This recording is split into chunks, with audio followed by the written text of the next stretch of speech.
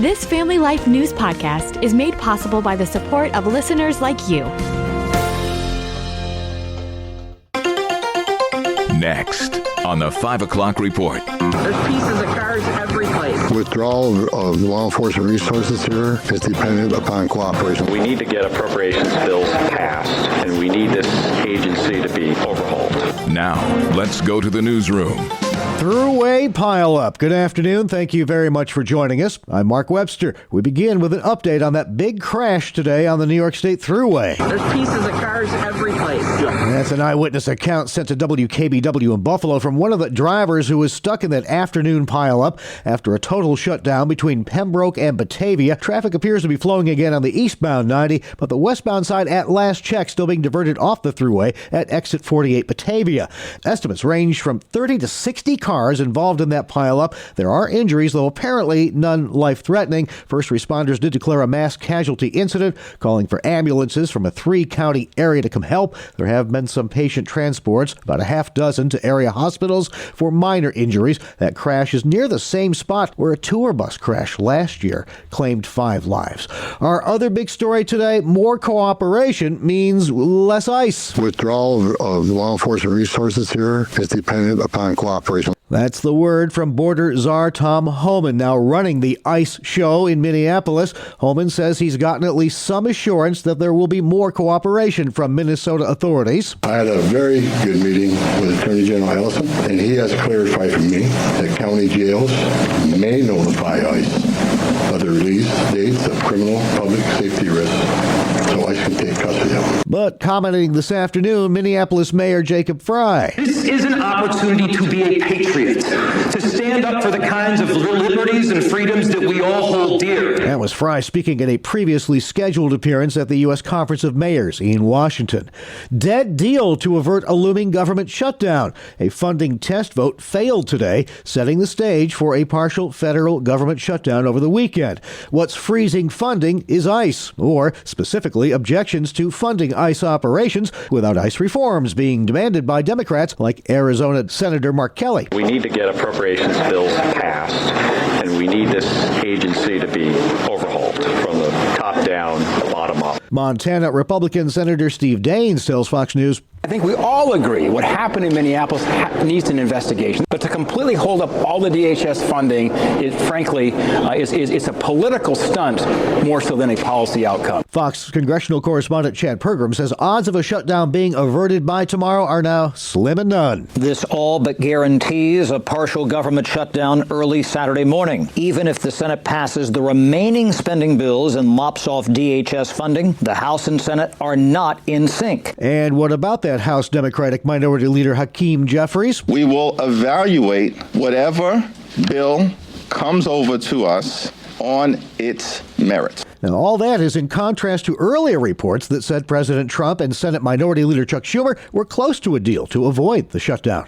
President Trump held another of his lengthy monthly public cabinet meetings today, saying he's had an amazing year. Among the many things he spoke optimistically about, Venezuela. I want to thank the leadership of Venezuela. We're getting along really well. The relationships have been very strong, very good security, very strong security. Trump touted positive economic numbers, noting a strong stock market, positive GDP, and lower gas prices. He says he'll announce his pick for the next Federal Reserve chair next week. Notably, unlike previous public cabinet sessions, not every member spoke. Among those mummed today was embattled Homeland Security Secretary Kristi Noem.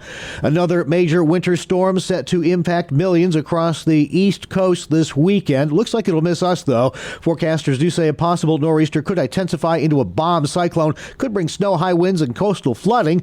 North Carolina, parts of Virginia could see several inches of snow starting Friday night, lasting into the weekend.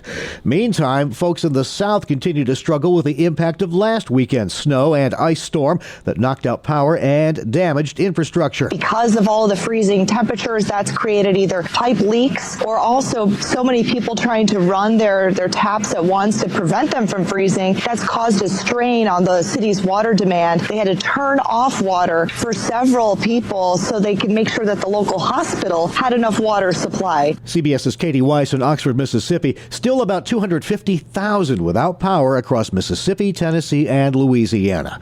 And while the appetites of folks in Buffalo might be a little off, buffalo wings will once again be a popular item for Americans to devour during this year's Super Bowl. In its annual chicken wing report, the National Chicken Council, who knew there was one, projects Americans will eat 1.48 billion chicken wings during Super Bowl 60. That's enough wings to stretch 27 times between the New England Patriots Gillette Stadium in Foxborough, Mass. and the Seattle Seahawks Lumen Field in Seattle. Don't know whether or not that line passes through Orchard Park. Still to come on the 5 o'clock report, a recap of our top regional stories and highlights from today's noontime feature. I'm Kevin Williams, and here is your Family Life regional weather forecast. Our call for tonight and tomorrow, bone-chillingly cold. Clouds in and out with flurries. Heavier lake snows, particularly south and southeast of Lake Ontario, with multiple fluffy inches there. But otherwise, it's the cold, with low temperatures tonight near and below zero. Wind chills tomorrow morning to minus 20. The high tomorrow, single digits near 10. It stays frigid on Saturday. Sun, clouds with flurries. Heavier lake snows continue south of Lake Ontario. High temperatures Saturday, mostly in the teens. All right, thank you very much, Kevin. Now checking the stories making news where you live across New York and Pennsylvania. Layoffs coming to a prominent area hospital. Erie County Medical Center is laying off about 150 employees. That according to Erie County Executive Mark Polinkars. Those cuts include mostly non-clinical areas. The county is blaming a combination of Medicaid cuts, inflation, and other financial challenges. The layoffs represent about 3% of ECMC's workforce. Pennsylvania Treasurer Stacey Garrity has announced her pick for lieutenant governor as she runs against Josh Shapiro this year. We get the details from Family Life's Sarah Harnish. Allegheny County Attorney Jason Ritchie was named by Garrity today to be her running mate. He accepted and immediately launched his campaign. Ritchie ran in a crowded Republican primary for governor in 2022, but dropped out in March. Pennsylvania voters will pick the governor and lieutenant governor separately in the primary, but an endorsement from Garrity makes Ritchie the likely favorite. As a lawyer, he's represented manufacturing, construction, and energy companies around the world and says Pennsylvania's economy is stagnant due to failed policies currently in place. Sarah Harnish, Family Life News. Thank you very much, Sarah. It may soon be easier to spot state police squad cars in PA. Pennsylvania State Police unveiling new patrol vehicles today designed to improve visibility during traffic stops and emergencies.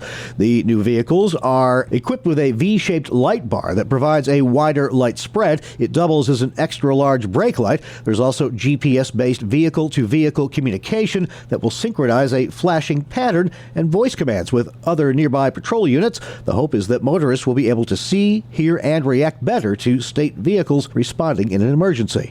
There's been a string of car break-ins at trails and hiking spots throughout Tompkins County, New York. Many are calling these suspects a modern-day Bonnie and Clyde duo who've hit vehicles at nearly every trail in the county. I certainly want people to enjoy the natural resources in Tompkins County and benefit from the use of all our trails.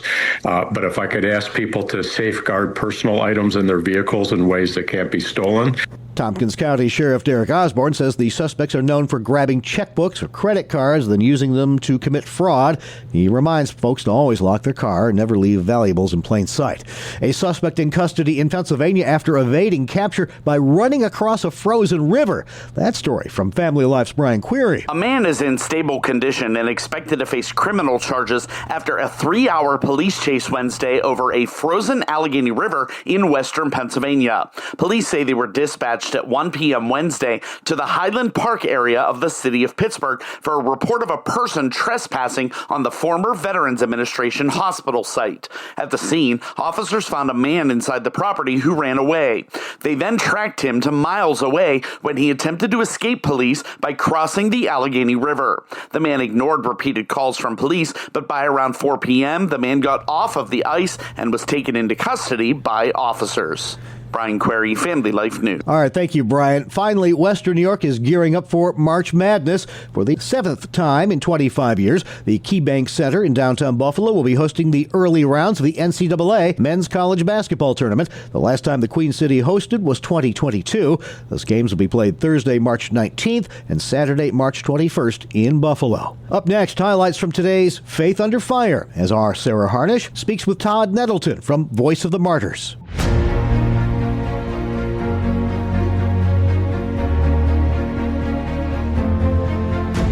This is Faith Under Fire. We take you straight to the front lines of religious battlegrounds. I'm news anchor Sarah Harnish. With me today, Voice of the Martyrs Vice President, Todd Nettleton. You are a globetrotter because you hop all over the world. It's incredible. It's like we know a modern CIA agent, but for Christianity instead. We keep all your travels undercover because it can really undermine the work that you do with persecuted Christians. But without naming names, what's the most powerful story that you have heard in the last year? You know, the story that immediately jumps to my mind, I met with a pastor from India. He had prayed the prayer, Lord, wherever you can use me, send me to that place. Shortly after praying that prayer, he was arrested. He went to prison. And for the first several days, he was beaten severely every single day. He was in really rough shape. And it was very, very difficult. And it was actually the warden of the prison who was giving me orders every day, beat this man, beat this man, beat this man. And then after about 7 days of that, the warden took him aside and said, listen, at my prison, we celebrate all the religious festivals, you know, the Hindu festivals, the Muslim festivals. And he said, I know tomorrow is Good Friday, one of your Christian festivals. We'll give you a kind of an audience and you can explain what Good Friday is and why you Christians celebrate that. And he used the word religious festival. So this pastor who had prayed the prayer, Lord, wherever you can use me, send me to that place, after 7 days of beatings, had the opportunity to stand up in front of all the other prisoners and many of the staff at the prison and tell the story of Good Friday and Easter Sunday and why we Christians celebrate that festival.